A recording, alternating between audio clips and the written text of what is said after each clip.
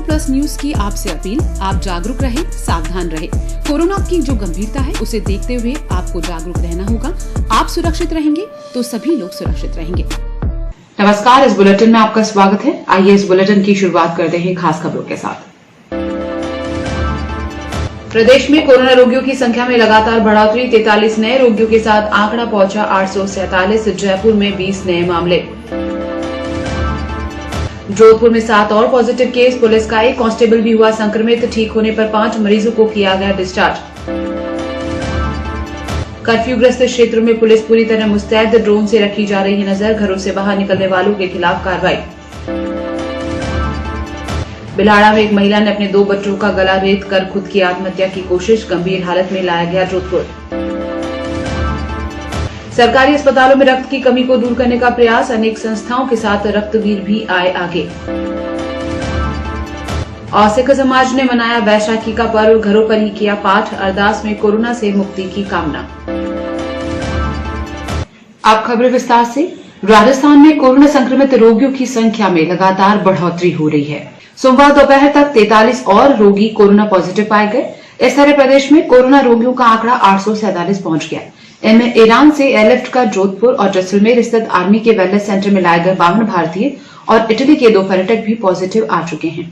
सोमवार को सामने आए नए मामलों में जयपुर में 20, भरतपुर में 11, जोधपुर में 7, दौसा में 3, बांसवाड़ा झालावाड़ में एक नया केस शामिल है। राजधानी जयपुर में कोरोना का विस्फोट हुआ है। यहां अभी तक 361 रोगी मिल चुके हैं। इनमें से अधिकांश रामगंज इलाके से हैं। इधर टोंक में कोरोना के 59 मामले सामने आ चुके हैं। जोधपुर में कोरोना रोगियों की संख्या 58 पहुंच गई है। बांसवाड़ा में कोरोना रोगियों की संख्या 53 हो गई है तो कोटा में 40 पॉजिटिव केस सामने आ चुके हैं। बीकानेर में 34 और झुंझुनू में 31 कोरोना केस मिल चुके हैं। वहीं जैसलमेर में कोरोना के 29 मामले सामने आ चुके हैं। देश का मॉडल बन चुके भीलवाड़ा में कोरोना रोगियों की संख्या 28 पर स्थिर है। इनमें से अधिकांश रोगी ठीक हो चुके हैं। भरतपुर में 20 कोरोना मामले सामने आ चुके हैं। झालावाड़ में कोरोना के 15 और चूरू में 14 पॉजिटिव केस हैं। दौसा में कोरोना के 11 मामले सामने आ चुके हैं। अलवर में अब तक 7 कोरोना मामले आ चुके हैं तो नागौर में संख्या 6 पहुंच गई है। अजमेर और डूंगरपुर में 5 कोरोना पॉजिटिव मिल चुके हैं। उदयपुर में अभी तक 4 कोरोना रोगी आए हैं। वहीं करौली में कोरोना के 3 केस हैं। पाली, प्रतापगढ़ और सीकर में 2 मामले सामने आ चुके हैं तो हनुमानगढ़ में भी कोरोना की एंट्री हो गई है। यहां रविवार को 2 पॉजिटिव केस सामने आए। इधर धौलपुर और बाड़मेर में एक कोरोना केस है। प्रदेश में कोरोना के बढ़ते मामलों के बीच एक अच्छी खबर है। राजस्थान में 133 पॉजिटिव मरीज अब तक ठीक हो चुके हैं। इनमें रिपीट सैंपल की रिपोर्ट नेगेटिव आई है। इनमें से 63 मरीजों को अस्पताल से डिस्चार्ज कर दिया गया है। वहीं शेष मरीजों को क्वारंटाइन पीरियड में रखा गया है। क्वारंटाइन पीरियड पूरा होने पर इन्हें भी डिस्चार्ज कर दिया जाएगा। इधर जोधपुर में 7 नए मामले सामने आने के बाद जोधपुर में कोरोना पॉजिटिव रोगियों की संख्या 58 पहुंच गई है। Uday Mandir, Nagauri gate, Tapasni housing board, police line, CHP, प्रथम पुलिया और पुलिस लाइन से नए मामले सामने आए। पॉजिटिव पाए गए रोगियों में पुलिस का एक कांस्टेबल भी है। इधर जोधपुर में एक राहत की खबर भी है। 5 और कोरोना रोगियों के रिपीट सैंपल की रिपोर्ट नेगेटिव आने पर अस्पताल से डिस्चार्ज कर दिया गया है। इनमें शास्त्री नगर निवासी प्रथम कोरोनी रोगी की चाची और KK कॉलोनी निवासी महिला की पुत्री भी शामिल है। जोधपुर पुलिस कमिश्नरेट के उदय मंदिर थाने की स्टेडियम चौकी में कार्यरत एक पुलिसकर्मी के पॉजिटिव आने के बाद समस्या और गंभीर हो गई है। इस पुलिसकर्मी के कोरोना पॉजिटिव होने के बाद पुलिस सतर्क हो गई है। DCP धर्मेंद्र सिंह यादव ने सभी थानों में निर्देश जारी किए हैं कि कोरोना वायरस के दौरान ड्यूटी देने वाले पुलिसकर्मी और अधिकारी घर पर न जाए। इसके लिए संबंधित थाना क्षेत्र में ही धर्मशाला और होटल को पुलिस कस्टडी में लेकर ऐसे पुलिसकर्मियों और अधिकारियों के रहने की व्यवस्था करने के निर्देश दिए गए। इसके साथ ही चिकित्सा विभाग की टीमों ने ड्यूटी पर तैनात सभी पुलिसकर्मियों की स्क्रीनिंग करवाई। अच्छी बात यह कि जांच में सभी जवान और अधिकारी स्वस्थ पाए गए। DCP यादव ने बताया कि इन पुलिसकर्मियों अधिकारियों की समय समय पर जांच और स्क्रीनिंग की जाएगी। पहले से ही हम लोगों ने कोशिश किया था कि जो बैरक है पुलिस थानों का उसमें लिमिटेड लोग रहे और बाहर जो भी संस्थान अपने जगहों को हमें उपलब्ध करा रहे वहाँ हमने पहले से शिफ्ट कर रखा है ताकि प्रॉपर सोशल डिस्टेंसिंग थानों में भी मेंटेन हो सके। सबको ये पुलिस मुख्यालय से जो गाइडलाइंस आए हैं ड्यूरिंग ड्यूटी जो प्रिकॉशंस लेने हैं उसको लेने का भी सबको प्रॉपर ब्रीफिंग दिया गया है। मास्क और सैनिटाइजर जैसे जो प्रोटेक्टिव सामान है वो भी प्रोवाइड किया गया। तो ये तो पहले से चल रहा है, इस पर एक बार और जब हम लोग गहनता से देखेंगे तो पता चलेगा कि लैप्स कहाँ हुआ है, कैसे हुआ है। जो स्टैंडर्ड प्रोसीजर किसी भी व्यक्ति के लिए अपनाया जा रहा है वही स्टैंडर्ड प्रोसीजर इसमें भी अपनाया जाए। जो भी हाई रिस्क कॉन्टैक्ट्स हैं और फर्दर जो कॉन्टैक्ट्स हैं उनको क्वारंटाइन करने का जो प्रोसेस है वो फॉलो करेंगे। हाँ, जैसे बताया मैंने आपको कि हम लोगों ने कुछ संस्थान है, चाहे होटल है या धर्मशाला है, उन्होंने अपना जो कमरा है वो हमें उपलब्ध कराया ताकि एक कमरे में एक ही व्यक्ति रहे और आपस में सोशल डिस्टेंसिंग बना रहे और व्यक्ति को घर जाने की जरूरत नहीं पड़े। इस तरह के प्रयास सारे थानों में किए गए। मंडोर थाना क्षेत्र के आंगनवा गांव में बने क्वारंटाइन सेंटर से 3 लोग भाग गए। हालांकि कुछ देर बाद ग्रामीणों की मदद से तीनों को पकड़ लिया गया। पुलिस ने इसे गंभीरता से लेते हुए मोहम्मद अशफाक, अल्तमश और शहबाज खान के खिलाफ मुकदमा दर्ज किया। प्रारंभिक पूछताछ में भागने वाले व्यक्तियों ने बताया कि वो जर्दा पान मसाला लेने के लिए गए थे। डीसीपी धर्मेंद्र सिंह ने बताया कि इन तीनों के खिलाफ विभिन्न धाराओं में मुकदमा दर्ज किया गया है। फिलहाल पुलिस मामले की जांच में जुटी है। इधर क्वारंटाइन सेंटर के प्रभारी ने यहां पुलिस सुरक्षा बढ़ाने का आग्रह किया है। हाँ, कुछ जो वहाँ लोग क्वारंटाइन किए गए थे उन्होंने कुछ वहाँ जो नियम कानून है उसको तोड़कर अपनी परिधि को पार किया था। इसको लेकर उनके खिलाफ मुकदमा दर्ज किया गया है और कोई भी व्यक्ति जो अभी गाइडलाइंस है सरकार के, मेडिकल विभाग के, पुलिस विभाग के, अगर उसको तोड़ता है तो उसके खिलाफ कानूनी कार्रवाई की जाएगी। तो अगर अनुसंधान करेंगे तो प्रथम दृष्टया कोई छोटा मोटा सामान वगैरह, गैर जरूरी सामान लेने के लिए निकलने का प्रयास करेंगे। कोरोना संक्रमण के मामले को देखते हुए जोधपुर कमिश्नरेट के 7 थाना क्षेत्रों में लगे कर्फ्यू में पुलिस और पुलिसकर्मी मुस्तैदी से सतर्क होकर अपना काम कर रही है। हाई रिस्क क्षेत्रों को पूरी तरह सील कर दिया गया है। किसी को बाहर नहीं निकलने दिया जा रहा। पुलिस कर्फ्यू और धारा 144 का उल्लंघन करने वालों के खिलाफ एफआईआर दर्ज कर रही है। उन्हें गिरफ्तार किया जा रहा है। इन क्षेत्रों में हालात पर नजर रखने के लिए ड्रोन की भी मदद ली जा रही है। कर्फ्यूग्रस्त क्षेत्रों में आरएसी और होमगार्ड का भी सहयोग दिया जा रहा है। आपको बता दें, जोधपुर कमिश्नरेट पूर्व के नागौरी गेट, उदयमंदिर, सादर बाजार और कोतवाली, एक कमिश्नरेट पश्चिम के देवनगर, प्रतापनगर और कुड़ी भक्तासनी थाना क्षेत्रों में कर्फ्यू लगा हुआ है।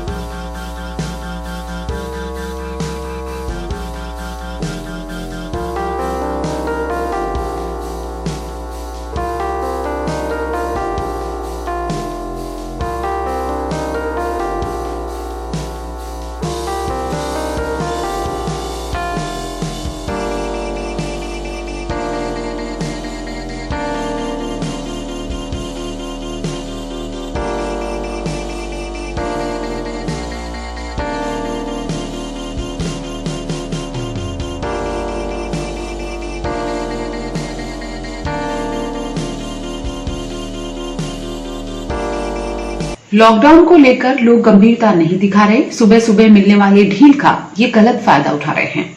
इस दौरान लोग बेवजह घरों से बाहर निकलते हैं। इसको लेकर पुलिस अपना सख्त रवैया भी दिखाती है ताकि लोग लॉकडाउन की पालना कर सके। शहर में धारा 144 लागू है, फिर भी लोग इसकी गंभीरता से पालना नहीं कर रहे हैं।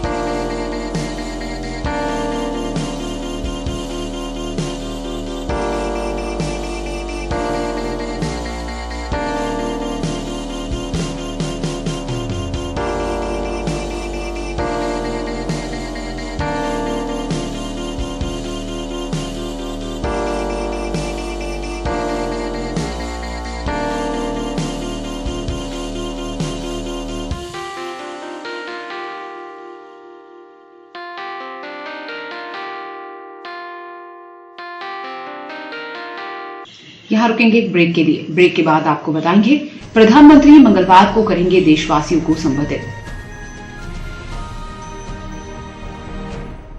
आप बने रहिए इस बुलेटिन के साथ।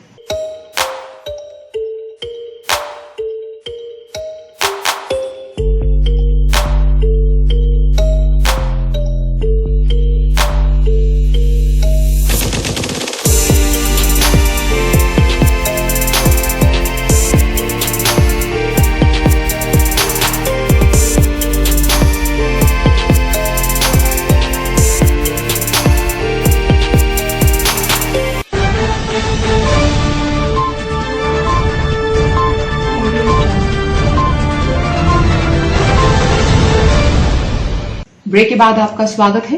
प्रधानमंत्री नरेंद्र मोदी मंगलवार को देशवासियों को संबोधित करेंगे।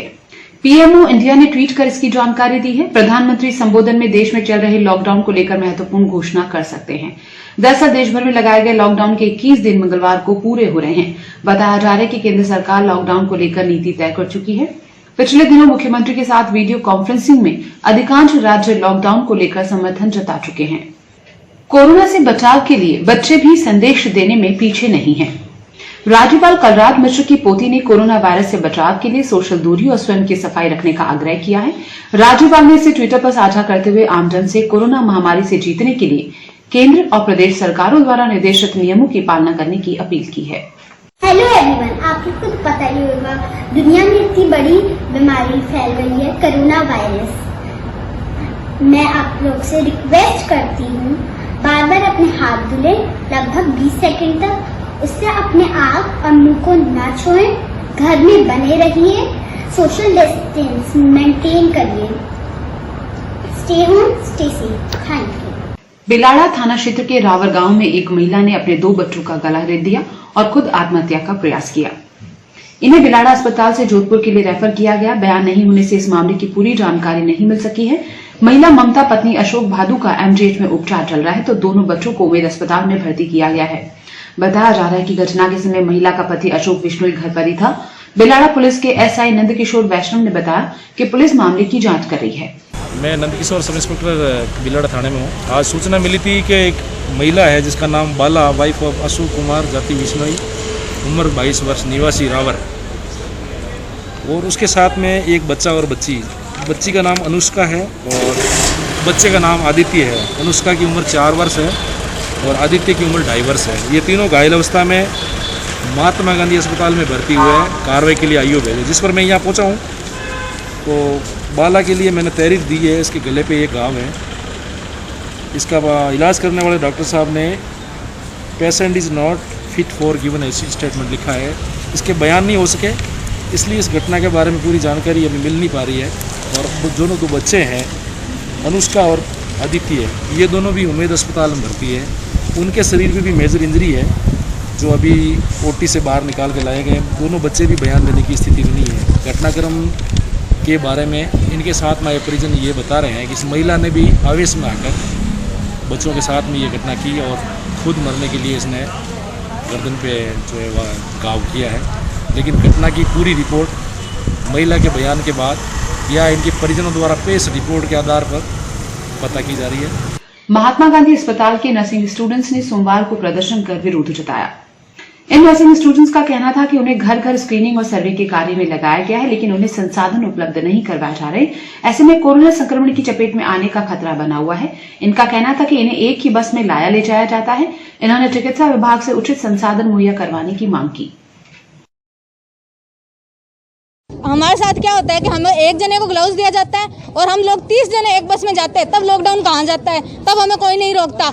लेकिन फिर भी हम आज यहाँ पे स्ट्राइक पे आए ना, तो हमें लोग कह रहे हैं कि ना तुम लोग यहाँ पे लॉकडाउन का उल्लंघन कर रहे हो, तुम्हारे साथ कोई है ना वो कार्रवाई की जाएगी। ये कौन सी कार्रवाई है जो इस टाइम हो जाती है लेकिन हमारे साथ उस टाइम नहीं होती। और दूसरी बात, आज हमारे सर्वे करते इतने 2 महीने हो गए, घर वालों से दूर है। 8 बच्चे बीमार हो गए, हॉस्पिटल में एडमिट है। हॉस्टल से खाना हम खुद बना के बेचते हैं, उनके लिए ये लोग क्या कर रहे हैं, खाना भी नहीं बेचते। कौन सा खाना आता है इन लोगों के लिए? चाय नाश्ता हर चीज हम देते हैं, और हमारे साथ कुछ भी होता है उसकी जिम्मेदारी अगर ये लोग लेने को तैयार है ना तो हम लोग सर्वे करेंगे। लेकिन फिर उसके बावजूद ये लोग क्या कहते हैं, अगर सर्वे हो रहा है ना तो सिर्फ तुम्हारी जिम्मेदारी है, तुम अपनी मर्जी से जाते हो, हमारी जिम्मेदारी कब तक कोई नहीं ले रहा, हम घर वालों से दूर। तो स्वीपर को तक तो 50 लाख का बीमा और मानदेय मिलता है, तो नर्सिंग स्टूडेंट अपनी जान जोखिम डाल दे, जहाँ पॉजिटिव हाई रिस्क एरिया वहाँ पर सर्वे करता है, तो उनके साथ ये बदसलूकी की, ना तो उनका कोई बीमा है ना कोई मानदेय, फिर उनको क्यों यहाँ वो 2 महीने से अपने फैमिली से दूर है, ना अपने घर वालों से ये बात छुपा कर काम कर रहे हैं कि हम वो काम पे नहीं जा रहे हैं, क्योंकि घर वाले किंते चिंता कर रहे हैं। और अगर कोई कल पॉजिटिव हो गए, जिम्मेदार होगा प्रशासन, इनका जिम्मेदार होगा, और सरकार ये जिम्मेदारी लेती है कि हम इनके कोई भी संक्रमित हो गए या कोई पॉजिटिव हो, किसी की मौत होगी, तो हम उनके लिए मानदेय देंगे, मानदेय होंगे और उसको बीमा देंगे। हम यही सरकार से मांग के इनका जिम्मेदार बने हमारा, और तभी हम सर्वे पे कर जाएंगे। ये लोग ये कर रहे हैं, वो कर रहे हैं, लेकिन हम लोगों को क्या बोलते हैं कि हम लोगों खुद को कोरोना पॉजिटिव बोलते हैं। लोग हम कहाँ जाएं? पुलिस प्रशासन कल यहाँ पे सर्वे में गए तो ये घर वालों बोला ये जो सर्वे कर रहे हैं ना स्टूडेंट, ये सारे कोरोना पॉजिटिव है, तो हम लोग कहाँ जाएं बताओ? गवर्नमेंट यहाँ नर्सिंग स्टाफ को सारे जो भी बंदा यहाँ गवर्नमेंट सर्वेंट में लगा हुआ है ना, उन लोगों को हर लोगों को बोल रहा है कि ये ना देशभक्ति कर रहे हैं, लेकिन हम स्टूडेंट कहीं पर भी नाम आए तो बताओ, आज तक कहीं पर भी हम नर्सिंग स्टूडेंट को इन्वॉल्व नहीं किया गया, लेकिन 2 महीने तक हम घर घर जाके वो सबको कर रहे हैं, लेकिन फिर भी हमारे लोग कोई दरवाजा नहीं खोलता, फिर भी हम लोग वहाँ जाते हैं। नर्सिंग स्टूडेंट को बुरी तरह पीटा है और 200 रुपए में एप्रिल मिल जाती है, खरीद लेते हो आप। इससे क्या मतलब आईडी कार्ड का कोई मतलब ही नहीं है, शो करते हैं तो भी अपना मान नहीं रखते, तो फिर फर्क क्या है जो नर्सिंग स्टूडेंट और आईडी कार्ड का? इसके बजाय घर पे भेज दीजिए। इधर महात्मा गांधी अस्पताल में कार्यरत ठेका सफाई कर्मियों ने भी अपने कार्यों का बहिष्कार किया है। इन कार्यरत ठेका सफाई कर्मियों ने भी कोरोना संक्रमण से बचाव के लिए पर्याप्त संसाधन नहीं होने का आरोप लगाते हुए कार्य बहिष्कार किया। इनका कहना था कि उनके पास कोरोना वायरस के संक्रमण से बचाव के लिए पर्याप्त संसाधन नहीं है, ऐसे में उन्हें कोरोना वायरस की चपेट में आने से डर सता रहा है। इनका कहना था कि प्रशासन इस ओर ध्यान नहीं दे रहा और ठेकेदार भी उनकी सुध नहीं ले रहा।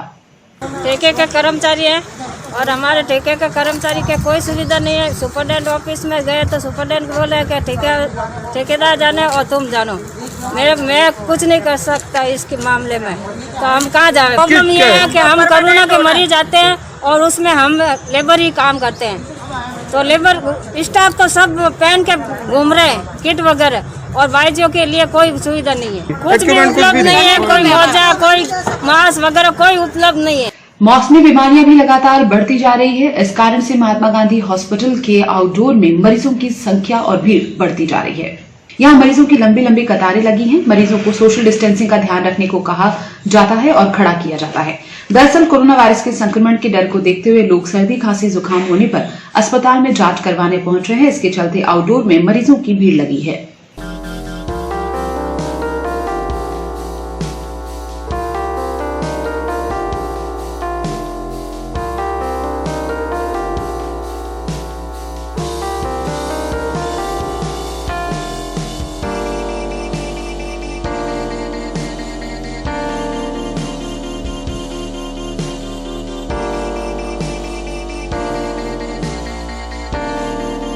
इसी तरह युवा शक्ति ग्रुप और गाजनगढ़ के संयुक्त तत्वावधान में रक्तदान शिविर का आयोजन किया गया।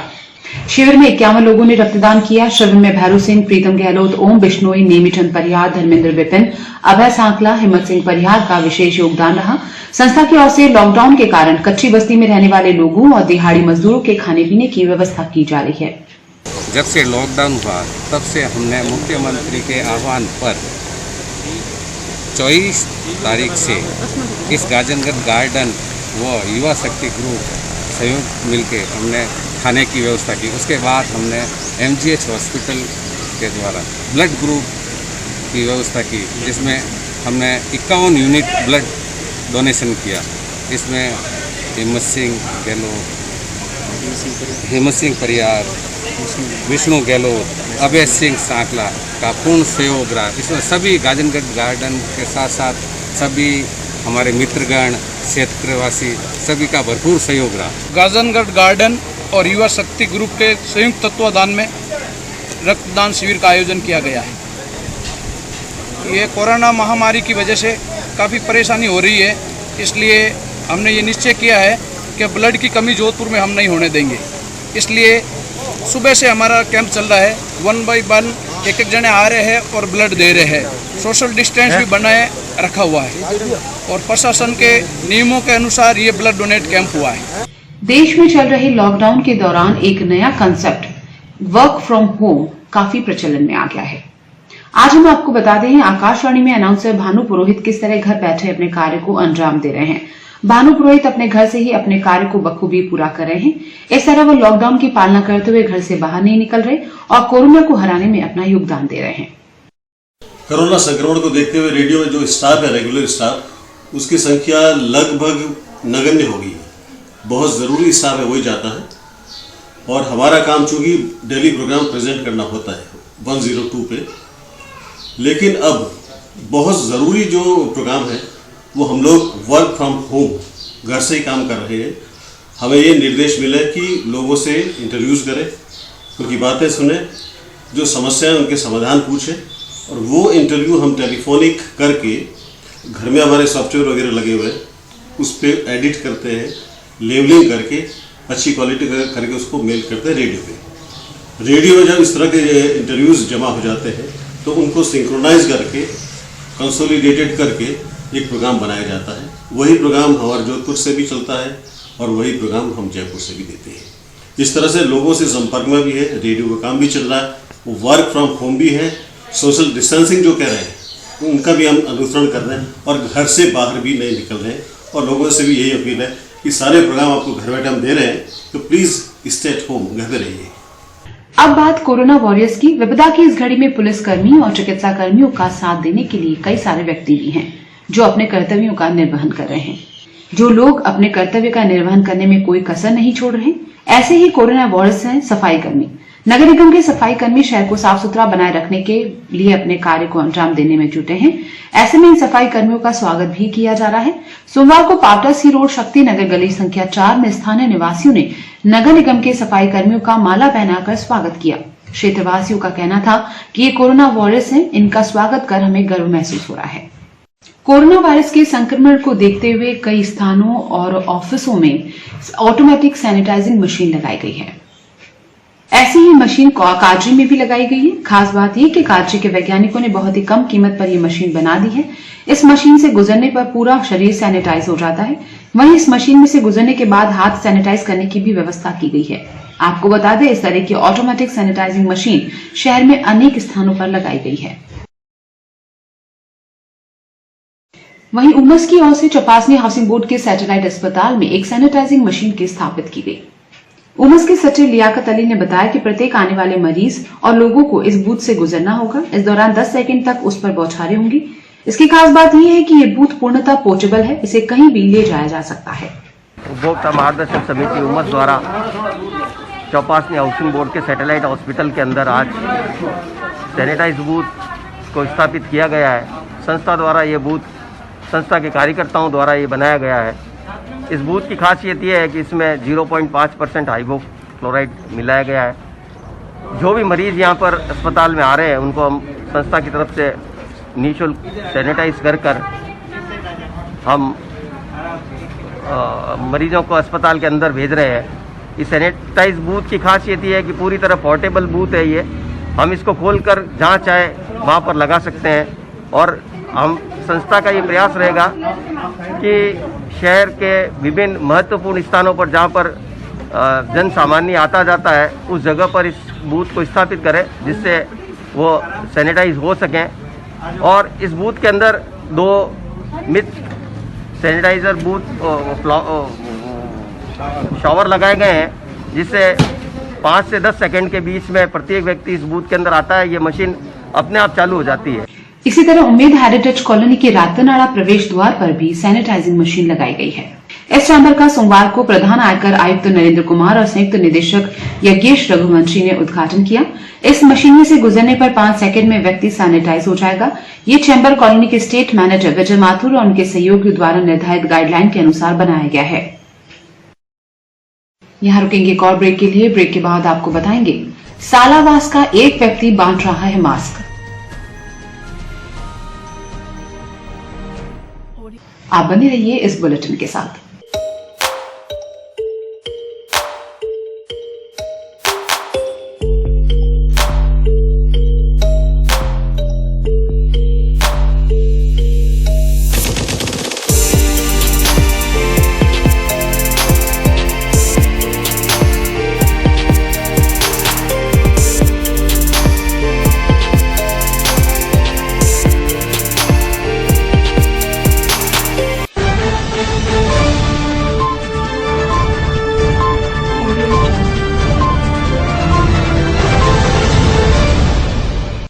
ब्रेक के बाद आपका स्वागत है। चलिए अब आपको मिलाते एक ऐसे व्यक्ति से जो मास्क का वितरण कर रहा है। कोरोना संकट के इस समय कई ऐसे लोग हैं जो अपने सामर्थ्य अनुसार मदद के लिए आगे आए हैं। ऐसे ही एक समाज सेवी हैं लूणी के सालावास निवासी राजू राम होबरिया। राजू राम घर पर कपड़े के मास्क बनाकर इनका वितरण कर रहे हैं। राजू राम अब तक 1000 मास्क बनाकर लोगों को बांट चुके हैं।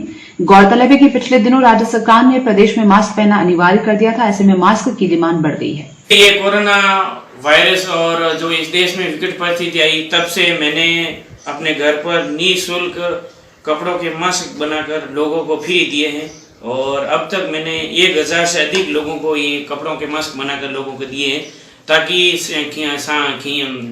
खांसते और छींकते समय इस संक्रमण रोग को बचाया जा सके और जितना हो सके कोरोना महामारी को भगाया जा सकता है। ये कपड़ों के मास्क है और यूज एंड थ्रो नहीं, इनको धोकर आप वापस काम में ले सकते हैं। बहुत ही अच्छे क्वालिटी के और अच्छे सैनिटाइज करके इस मास्क को शहर के जरूरतमंद लोगों को खाद्य सामग्री उपलब्ध कराने के लिए कई स्वयंसेवी संस्थाएं काम कर रही हैं। आरएसएस की प्रेरणा से संचालित सुदर्शन सेवा संस्थान की ओर से लॉकडाउन के चलते पिछले 20 दिनों में 11,000 से अधिक परिवारों को खाद्य सामग्री वितरित की जा चुकी है। संस्थान समाज सेवा के क्षेत्र में पिछले 8 वर्षों से सक्रिय है।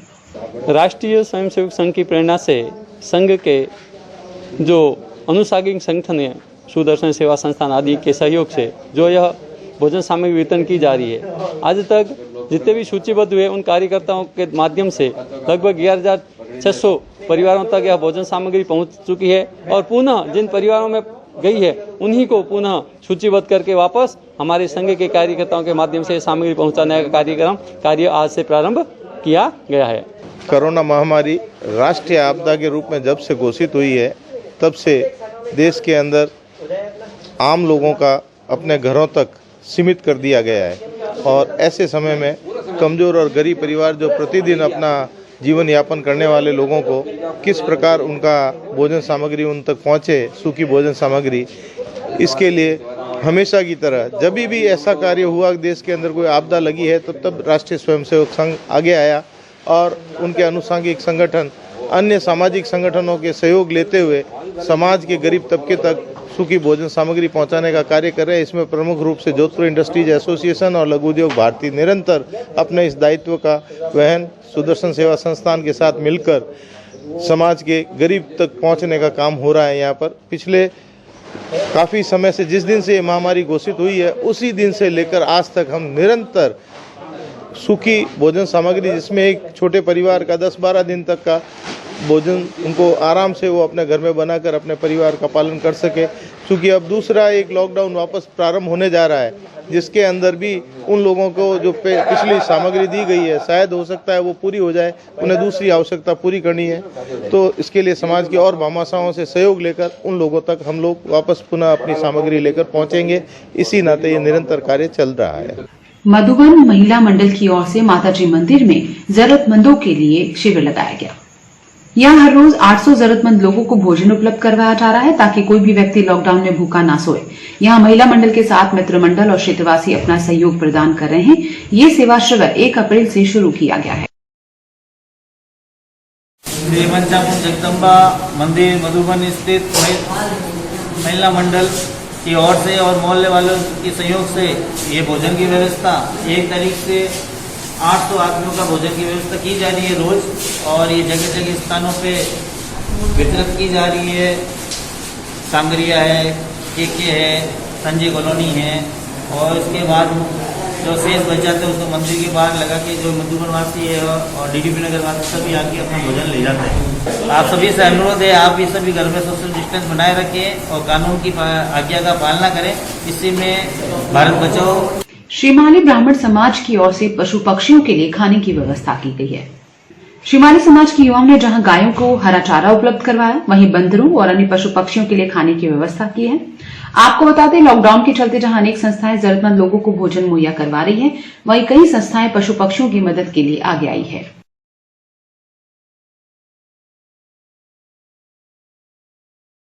उत्तर पश्चिम रेलवे ने आवश्यक सामग्री परिवहन के लिए 2 स्पेशल रेलें चलाने का निर्णय लिया है। इन ट्रेनों में दवाइयां, चिकित्सा उपकरण, खाद्य सामग्री, अन्य आवश्यक वस्तुओं का परिवहन किया जाएगा। ये 2 पार्सल ट्रेनें 15 से 25 अप्रैल तक चलाई जाएंगी। ये पार्सल ट्रेन जयपुर से दोपहर 3 बजे रवाना होकर अलवर, रेवाड़ी, भिवानी, हिसार, सिरसा, हनुमानगढ़, सूरतगढ़, बीकानेर, नौखा, नागौर, मेड़ता होते हुए जोधपुर पहुंचेगी। बाद में ये पाली, मारवाड़, अजमेर, किशनगढ़ होते हुए जयपुर पहुंचेगी। ये पार्सल ट्रेन 15, 17, 19, 21, 23, 25 अप्रैल को संचालित की जाएगी। एसबीआई की ओर से लॉकडाउन के चलते लोगों को घर पर एटीएम की सुविधा मुहैया करवाई जा रही है। एटीएम वैन के जरिए लोग घर बैठे एटीएम से नकदी निकाल रहे हैं। बैंक की ओर से ये वैन 24 मार्च से चलाई जा रही है। सोमवार को नवचौकिया, नागौरी गेट, घंटाघर चौकी, शाही समोसा, उम्मेद स्टेडियम, चांदपुल सहित विभिन्न क्षेत्रों में बड़ी संख्या में लोगों ने इस कैश वैन से रुपए निकाले। जितने भी लोग हैं जिनको आर्थिक रूप से जो परेशान हो रहे थे उनके खातों में पैसे पड़े हैं, लेकिन वो पैसे लेने के लिए इधर कर्फ्यू लगा हुआ नागौर गेट एरिया के अंदर और थाने में जितने भी ये अधिकारी, कर्मचारी, पुलिस वाले लगे हुए हैं, किसी को नागौर गेट के बाहर जाने नहीं देते। इस वजह से लोग काफ़ी परेशान हो रहे थे और मैंने भाई किशोर किसी ने मुझे बताया था एटीएम वाहन यहाँ पर मंगवाओ। तब मैंने है जो प्रवीण कुमार जी व्यास जी से निवेदन किया कि साहब हमारे मोहल्ले में लोगों के पेंशन वगैरह, तनख्वाह वगैरह लोगों की आई हुई है और आप जो एटीएम मोबाइल यूनिट की व्यवस्था इधर किला रोड पर करवाओ। तो एसबीआई डीजीएम साहब और एजीएम साहब को भी मैं इसके माध्यम से बहुत बहुत बधाई और धन्यवाद देना चाहूँगा कि उन्होंने हमारी इस कर्फ्यू और लॉकडाउन को देखते हुए उन्होंने मोबाइल यूनिट हमारे किला रोड पर उपलब्ध कराई है। संविधान निर्माता भीमराव अंबेडकर की जयंती मंगलवार को मनाई जाएगी। इस उपलक्ष्य में लोगों से घरों में रहकर दीपक जलाने की अपील की गई। वहीं राजस्थान मरुधरा ग्रामीण बैंक के प्रधान कार्यालय में सोमवार को अंबेडकर जयंती मनाई गई। बैंक के अध्यक्ष ज्ञानेंद्र कुमार जैन ने अपने संबोधन में कहा कि डॉक्टर अंबेडकर विशेष व्यक्तित्व के धनी थे। उन्होंने उनके जीवन चरित्र पर दैनिक और व्यावसायिक जीवन में उतारने का आह्वान किया। इस दौरान बैंक के अधिकारी और कर्मचारी भी मौजूद थे।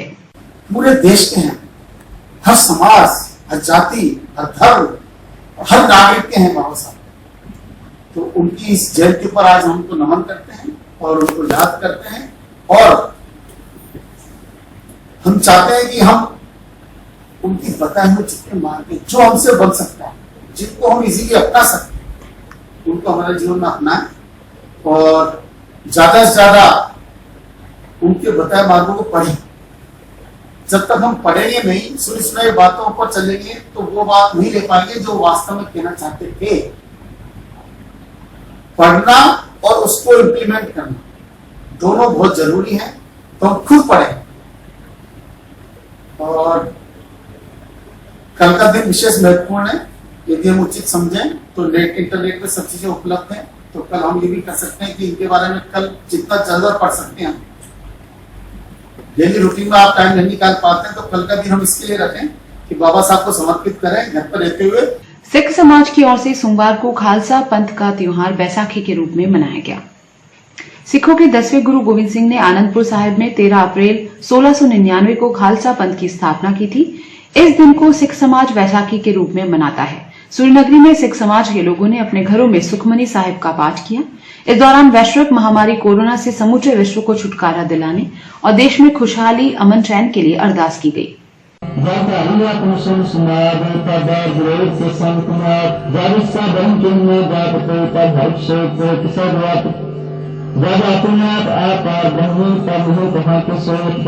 सिख समाज ने अपने अपने घरों में बड़ी प्यार व श्रद्धा से खालसा पंथ का स्थापना दिवस बैसाखी मनाया गया। सिखों के 10वें गुरु गोविंद सिंह जी साहिब ने आनंदपुर साहिब में 13 अप्रैल 1699 में खालसा पंथ की स्थापना की। इस समय कोरोना महामारी बीमारी के चलते सिखों ने अपने घरों में जपजी साहिब, दुखमनी साहिब, सुखमनी साहिब, चौपाई साहिब जी का पाठ करके अरदास की। देश में चल रही महामारी से सारे देश को बचाते हुए हमारे देश के डॉक्टर, राज्य कर्मचारी, पुलिस कर्मचारी, सफाई कर्मचारी, सैनिक की तरह इस देश के लोगों को बचाने में लगे हुए हैं। इसके उपरांत अरदास की गई वाहिगुरु इनको इस महामारी से लड़ने का बल बख्शे।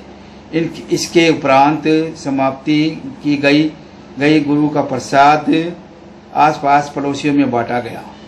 इस बुलेटिन में फिलहाल इतना ही। नमस्कार।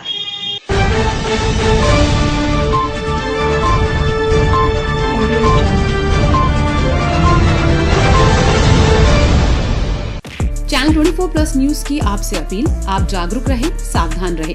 कोरोना की जो गंभीरता है उसे देखते हुए आपको जागरूक रहना होगा। आप सुरक्षित रहेंगे तो सभी लोग सुरक्षित रहेंगे।